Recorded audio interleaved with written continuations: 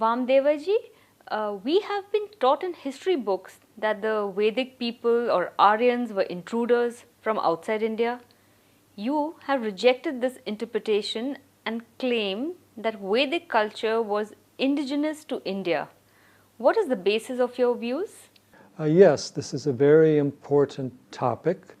It has also been a long study that I've been engaged with and has a number of points of view. And the important thing to understand is that there is a great deal of depth in the Vedic literature that has not been examined properly, and there are also extensive new finds both in the archaeology and the geology of ancient India that need to be brought into perspective here. In my early work, in my early studies, I went through the Rig Veda many times in the original Sanskrit. This came from my work originally with Sri Aurobindo's yoga. And as I did, I discovered that what the Vedas portrayed as their culture was very different than what was interpreted. And two things I noticed at a kind of broad level. One, the first was that the image of the ocean pervades all the Vedic literature. Cosmology is of the ocean, geography is of multiple oceans. There's the crossing of the seas as a metaphor. The great myth of the deity, Vedic deity Indra, releases the 7 rivers to flow into the sea. Many Vedic deities are connected to the ocean, Agni, Soma, Varuna. And the Vedic Rishi families like Bhrigus, Angirasas, Manu are also connected to the ocean. So I felt that there's a maritime aspect to this culture. And secondly, the river that they portray as their homeland is called the Saraswati River or Saraswati Drishadvati River. And these are located in the ancient literature from Mahabharata and Manusmriti into Brahmanas and all the way back to the Vedas. Saraswati is a great river that flowed to the east of the, I should say, to the east of the Indus, and also to the west of the Ganga, extending all the way to the ocean and into the run of Kutch. So in other words, a great river was mentioned. Now the Geological Survey of India has portrayed and done extensive studies on this great river, the Saraswati. The Saraswati was a great river from the ocean to the sea more than 5,000 years ago, which is how it is portrayed in the ancient texts like the Rig Veda. It dried up around 4,000 years ago, which is how we find it mentioned in the later Vedic literature, even in the Mahabharata. So clearly, the Vedic people were on that river and knew about it through its different stages and had been in India then for more than 5,000 years. So the idea that they came to India in this so-called Aryan invasion or migration of 1500 BC is totally refuted by their knowledge of the river system as well as their knowledge of the ocean. And we also see that this great urban civilization of ancient India, Harappa and Mohenjo-Daro, Indus Valley, as we have said, was really a Saraswati civilization. The main sites are found on the dried banks of the Saraswati. And there are now 5 sites larger than Mohenjo-Daro and Harappa.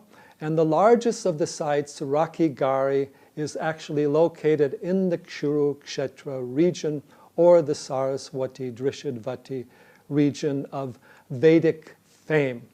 So the Archaeological Survey of India has done tremendous work on these sites, and particularly the work of Professor B.B. Lal, the former director of the Archaeological Survey of India. He goes into great depth showing the unity of the Vedic culture with these archaeological sites of the Harappan and the pre-Harappan era. There are swastikas, there are people leaves, there is the Brahma bull, there are chakra symbols. There's a whole set of artifacts and practices that connects the Vedic with these ancient cultures. The geological survey has traced the different stages of the drying up of the river as well as the cultures along it. So this very solid work of geology and archaeology cannot be ignored. So to date, there is no archaeological evidence of any Aryans coming into India. There are no skeletons, there are no sites, there are no destroyed cities. There are no ruins or artifacts of any type that can be identified as these so-called intruding Aryans from the indigenous culture. After the Saraswati dried up around 4,000 years ago, there was a gradual relocation of the populations, mainly to the east and the Ganga, Yamuna region. And this then became the cradle more of the later Puranic culture. But even the Puranas mention the Saraswati to some degree, whereas the Vedas mention the Saraswati as their primary site and location. This year, I had the honor to give the annual Foundation Day talk for ICHR, the Indian Council of Historical Research, in which I presented these views and this scenario. The archaeologists of India have taken this up, and many other historians have taken it up. But Indian historical groups had been under the domination of, again, Marxist views that were against these Vedic ideas almost on political grounds, and have tried to ignore the archaeological and also the geological evidence.